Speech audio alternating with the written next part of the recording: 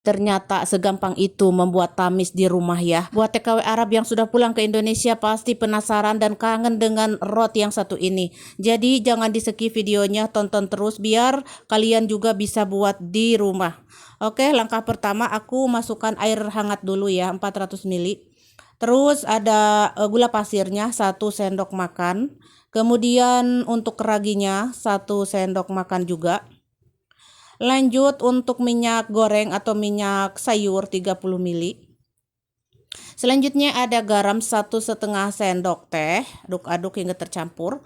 Lanjut untuk terigunya harus memakai protein tinggi ya, sebanyak 600 gram atau 4 gelas. Dan aduk-aduk hingga tercampur seperti ini.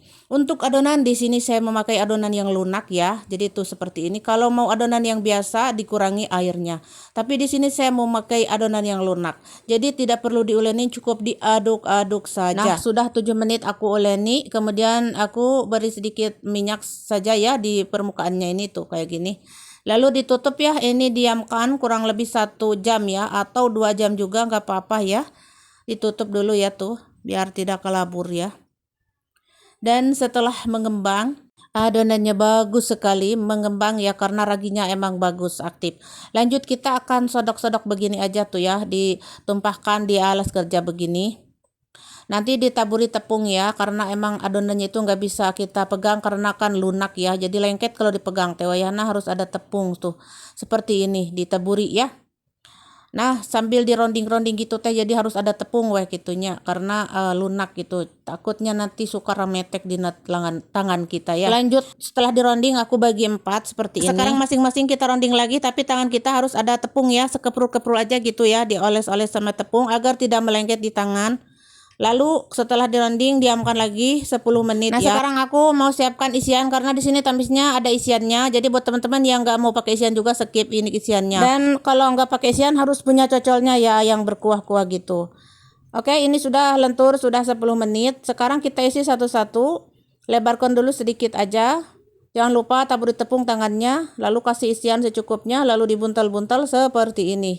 Digemol-gemol gitu ya, teman-teman. Nah, seperti itulah seterusnya ya, karena di sini tamisnya ada isiannya.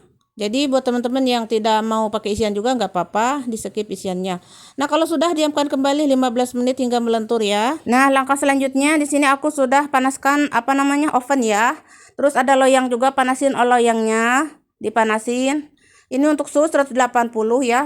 Aku panasin api bawah dulu. Dan untuk bahan olesan ini ada yogurt ya, atau Jabadi dan susu bubuk. Aduk-aduk hingga halus. Kalau tidak ada mah pakai susu cair aja ya, kalau misalkan yogurtnya nggak ada. Ini udah 15 menit, sekarang kita pipihkan tuh seperti ini. Jadi udah lentur, pipihkan, lebarkan tipis seperti ini. Nah, kalau sudah, sekarang aku siapkan loyang yang sudah kita panaskan tadi, loyang yang sudah panas di oven ya.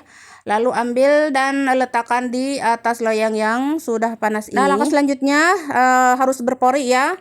Kalau nggak berpori nanti melendung. Jadi kita akan tusuk-tusuk dengan jari. Ada yang komen katanya merasa jijik dengan jari, silakan pakai garpu. Kalau perlu mah pakai pacul wenya buat yang merasa jijik.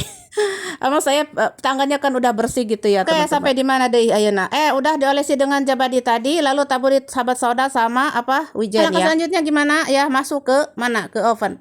Oke, masukkan ke oven, panggang sebentar aja. Nggak lama ya, sebentar teman-teman. Kalau sudah matang bagian bawah disodok, nanti pindahin ke bagian atas atau api atas. Sodok dulu. Kalau nggak punya penyodok, pakai cocolek aja yang besi. Lalu panggang bagian atas sebentar aja. Kalau sudah matang, angkat, sodok lagi, pindahin ke wadah di luar ya. Tapi jangan dibiarkan ngedarai, harus ditutup soalnya nanti ngering atau keras gitu. Jadi ketika panas tuh harus tertutup ya. Nah, sekarang udah selesai, ditutup. Dan ini juga yang lainnya sudah pada matang, tinggal disodok-sodok aja seperti ini. Bukan disodoknya pakai pacul ya, tapi disodoknya pakai penyodok kayak teflon tapi tipis gitu, buat penyodok-penyodok kayak gitu roti ya kalau di Arab mah. Kalau di Indonesia nggak ada mah pakai apa kira-kira ya? Pakai cocolek aja lah yang besi. Nah, pokoknya mah sudah matang wenya ceritanya semua ini.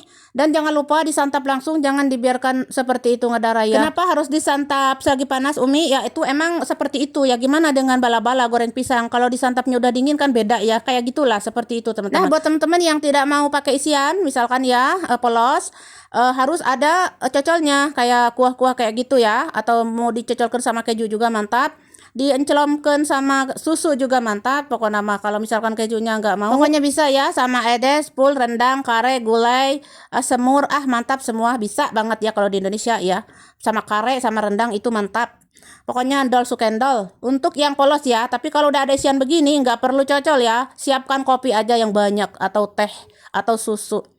Jos market jos top marko top, pokoknya mendol sukendol. Cobain burukannya, jangan dibelototin saja. Hayu coba.